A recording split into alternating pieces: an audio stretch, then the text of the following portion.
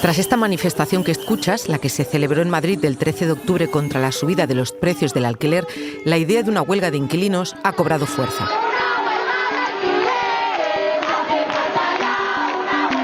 No es una idea nueva, pero está por concretar. Las consecuencias de dejar de pagar el alquiler frenan a algunos arrendatarios y plantean dudas entre sus organizadores, que miran ejemplos lejanos en el tiempo y en el mapa para coger ideas. Soy Silvia Cruz La Peña. Hoy en El País, Toronto como modelo. ¿Cómo se ejecuta una huelga de alquileres?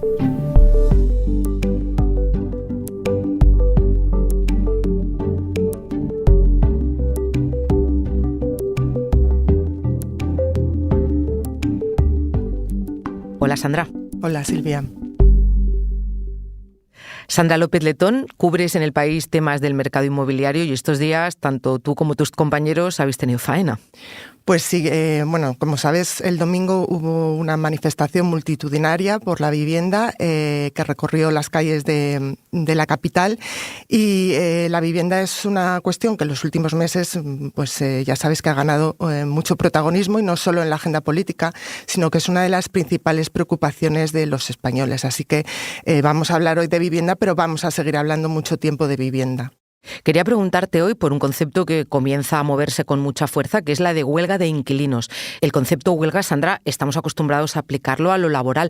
¿Cómo se traslada al tema de la vivienda? Bueno, de partida, una huelga como tal solo es legal si es por motivos laborales, eso dice la Constitución, es decir, una huelga de alquileres sería ilegal. Otra cosa es una acción colectiva como la que están planteando los sindicatos de inquilinas. Y lo que proponen es dejar de pagar el alquiler, pues tanto a los caseros particulares como a las grandes empresas si los precios siguen subiendo. Recordemos que los precios de los alquileres han aumentado un 24% en los últimos 5 años, según los datos del portal Fotocasa. El Sindicato de Inquilinas de Madrid ha sido el primero que ha llamado a la huelga de alquileres este pasado domingo, pero el llamamiento se está extendiendo a otros sindicatos, el de Barcelona, que ha planteado una manifestación para el 23 de noviembre, el de Valencia, el de Alicante, el de Mallorca. Veremos en qué queda. De hecho, Sandra, este viernes el sindicato de inquilinas que lo promueve quería comenzar a organizarse en Madrid. Escucha a un portavoz de este sindicato, Lucas Vaquero, que cuenta lo que están pensando hacer. Aquí en España parece una idea novedosa porque hace tiempo que no se ejercita, pero haciendo la analogía con el sindicalismo laboral y con las protestas por los derechos laborales, consiste en dejar de abonar el pago del alquiler al propietario de la vivienda en protesta por el no cumplimiento de una serie de condiciones. En este caso, una de las principales reclamas que nosotras sostuvimos es que los precios del alquiler deben bajar y deben bajar de forma drástica. Hay distintos tipos de huelgas. De hecho, desde el sindicato de inquilinas ya venimos impulsando desde hace unos meses un caso de huelga relativamente pionero en España, que es el caso de las inquilinas del Fondo Buitre Néstor Azora, que es uno de los mayores tenedores de toda la Comunidad de Madrid, y del cual ya unas 900 inquilinas aproximadamente llevan en huelga desde el pasado mes de junio. En este caso se trata de una huelga parcial en protesta por la aplicación de cláusulas abusivas por parte de Néstor, que entre otras cosas pues exige a las inquilinas el pago de conceptos como el IBI, la comunidad, un seguro de impago. No es lo mismo protestar contra un casero individual que contra un gran fondo buitre. En distintos tipos de conflicto necesitan distintos tipos de estrategias. Para nosotras parte de lo que planteamos también es una huelga total, en el sentido de que lo que toda la gente que vino a la manifestación el domingo claramente consideraba abusivo era el precio actual de los alquileres, porque se han subido como un 60% en el último año, mientras que los salarios reales apenas han subido un 3%. Es decir, que se podría hacer una huelga parcial o una huelga total del alquiler. Eso es lo que tienen que adaptar, decidir, organizar, quizá por zonas, casuísticas. Pero me gustaría detenerme en una de las formas de hacer huelga parcial, que es la de dejar de pagar la parte de tu alquiler que consideras abusiva, de la que hablaba Lucas. Dime, Sandra, ¿hay alguna referencia para saber qué parte de tu alquiler es abusivo? Bueno, primeramente está por verse si la propuesta de huelga de alquileres o desobediencia civil consiste en dejar de pagar el 50% de la renta, porque es lo que ellos consideran que han subido los alquileres de media en la última década. Otra opción que valoran es aplicar el índice de referencia de precios de alquiler, que como recuerdas aprobó el gobierno recientemente, pero que solo se está aplicando en algunas zonas tensionadas de Cataluña, ¿no? Sí. Es la única comunidad porque el resto de comunidades no lo ha querido aplicar. Este índice, por ejemplo, lo que aplica son precios que son un 30% más bajos que los precios de mercado. Y otra opción podría ser la autorregulación, es decir, que cada uno considere esta vivienda en la que vivo debería costar 300, 400 euros al mes. Bueno. Y respecto a las cláusulas abusivas que me preguntas, Silvia, hay multitud. Puede ser desde cobrar el IBI, los gastos de comunidad, la tasa de basuras o incluso que el casero estipule que puede entrar en la casa cuando quiera, lo cual es totalmente ilegal. Claro. Entiendo. Sandra, ¿y la idea es que haya tanta gente haciendo huelga que la presión sea grande o que ni siquiera se dé abasto para gestionar tantos impagos?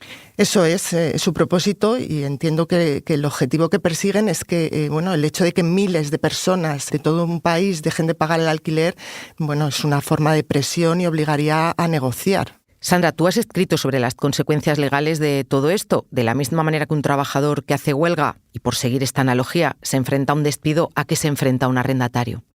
Pues mira, por seguir la analogía, de salir adelante la propuesta de dejar de pagar el alquiler, los inquilinos se enfrentan a un posible procedimiento de desahucio, porque sobre el papel están incumpliendo un contrato.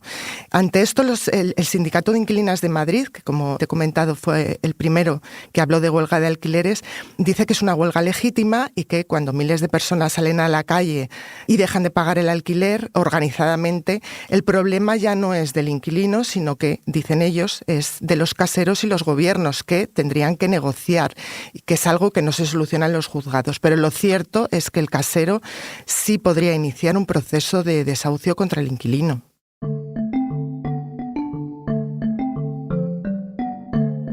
Ahora me sigues hablando de este asunto. Quédate aquí conmigo, porque vamos a hablar ahora de algunos casos de referencia. Lucas ha mencionado a vecinos de bloques de Móstoles, Parla, Villaverde, Carabanchel o Pinto, todos municipios del sur de Madrid que están en huelga contra un fondo buitre que les arrienda, Néstor Azora, y que ha subido el alquiler entre 150 y 700 euros por piso.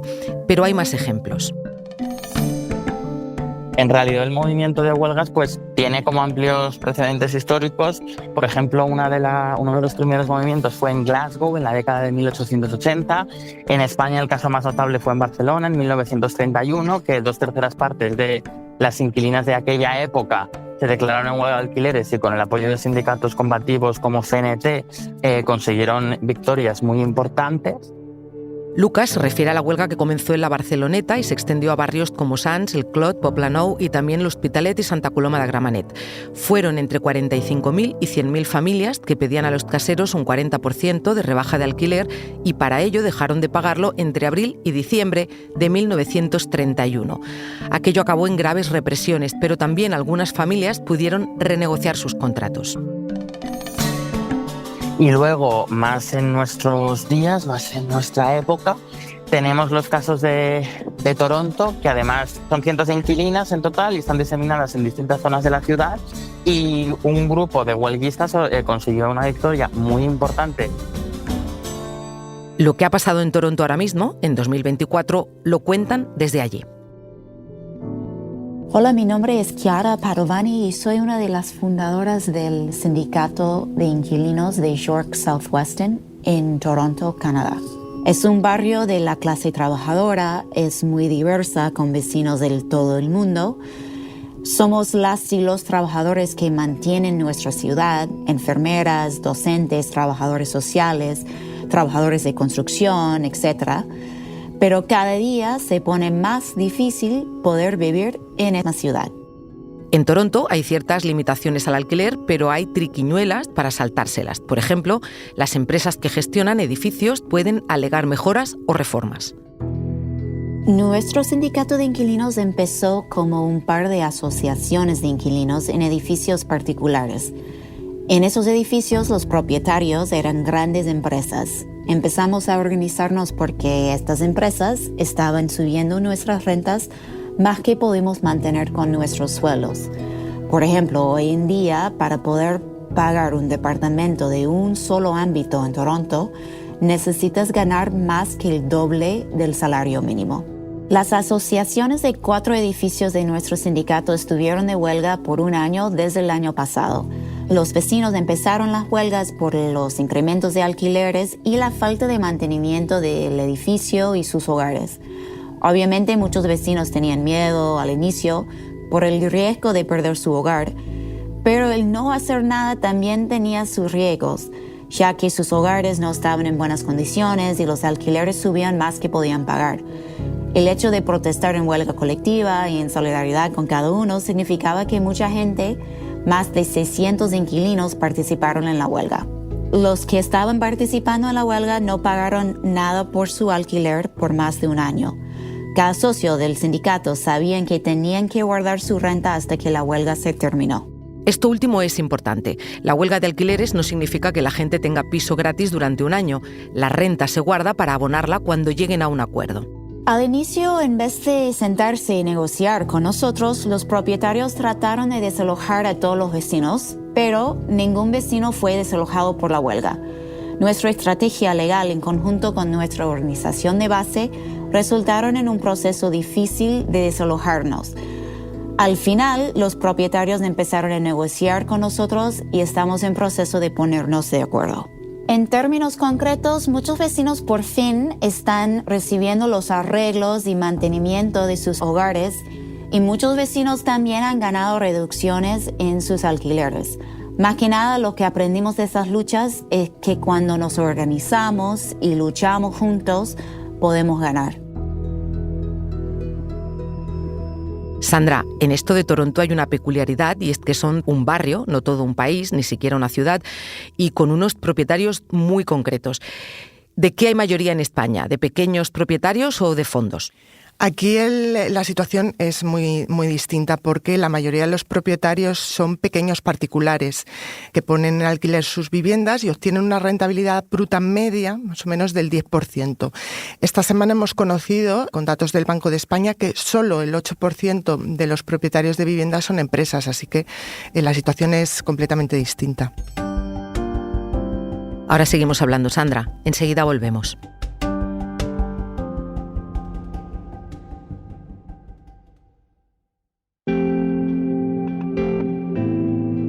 Nosotros vivimos en Barcelona y no vamos a secundar la huelga, porque ahora mismo tenemos una relación con nuestro casero que es bastante buena y además nuestro piso está muy por debajo del precio de mercado y el casero lo sabe, pero él no quiere sacar dinero con el piso, él simplemente lo que busca es, con el dinero que ingresamos nosotros al alquiler, pagar su hipoteca. Entonces, nosotros sabemos que hacer una huelga implicaría a él fastidiarle bastante, sabiendo incluso que en nuestro barrio y alrededores la media está por encima de los 1.000 euros y nosotros estamos pagando por debajo de 900.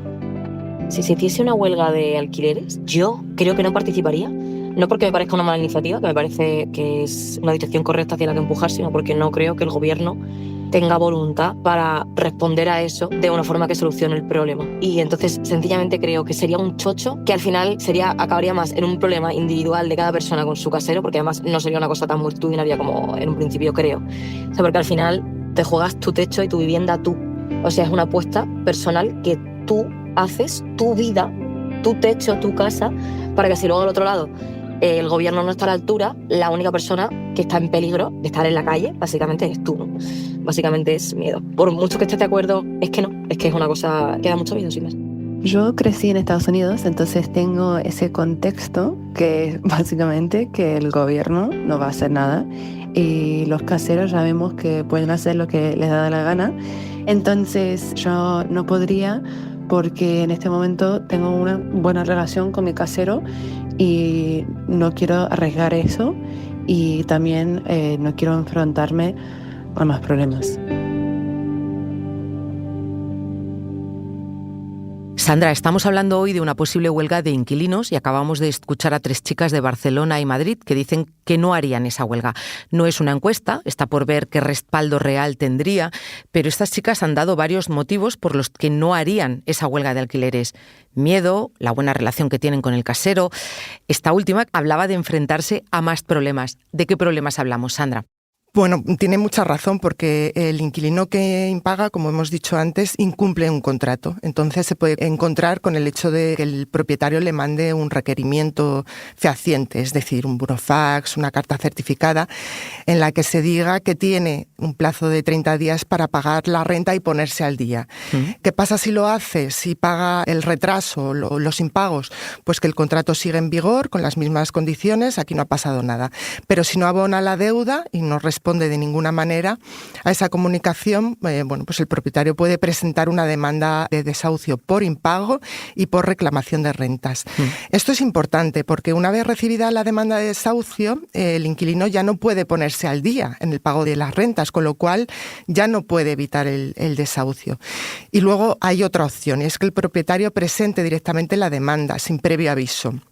¿Qué ocurre en este caso? Pues que el inquilino tiene la posibilidad de abonar las rentas que debe y seguir con el contrato, aunque las costas las tiene que pagar. Y cuéntame qué pasa si entramos ya en ese proceso de desahucio. Pues se abre un proceso de desahucio que va a durar, más o menos, también depende de la carga de trabajo de cada juzgado, de 6 a 8 meses, se puede ir a un año más, siempre que el inquilino no alegue vulnerabilidad. Habréis escuchado alguna vez el concepto de inquilino vulnerable. En ese caso, el inquilino tiene que comunicárselo al juez y se paraliza el procedimiento de desahucio hasta que se resuelva la situación.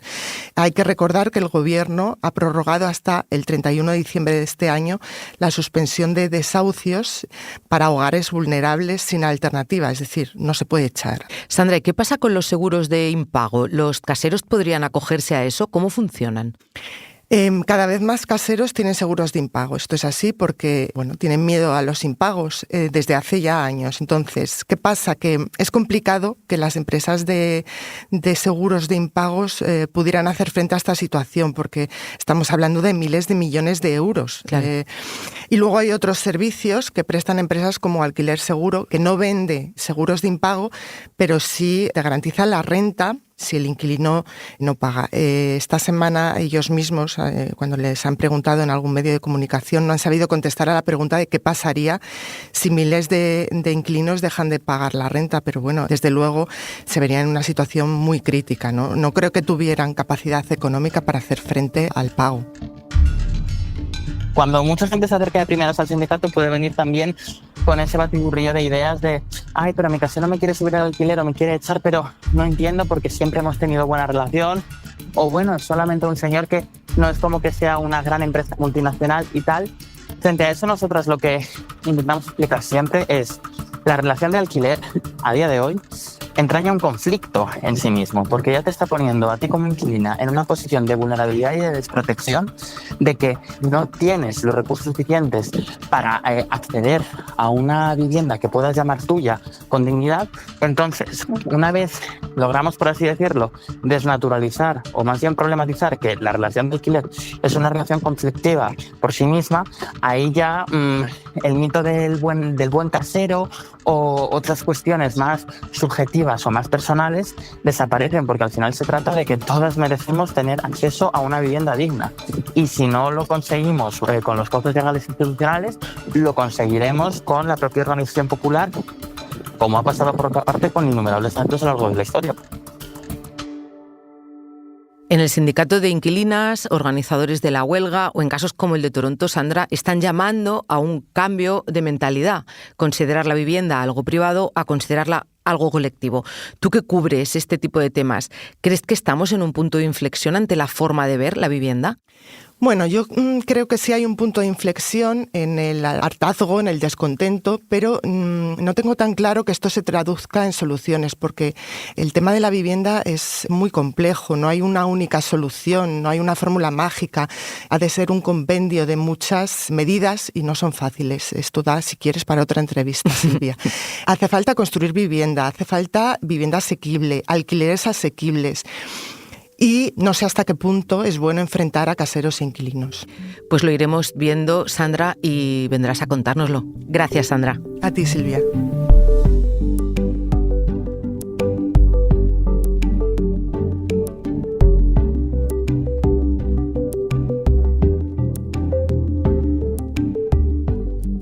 Este episodio lo ha realizado Belén Rebacha. El diseño de sonido es de Nicolás Chabertidis, la edición de Ana Rivera. Yo soy Silvia Cruz La Peña y he dirigido este episodio de Hoy en el País. Gracias por escuchar.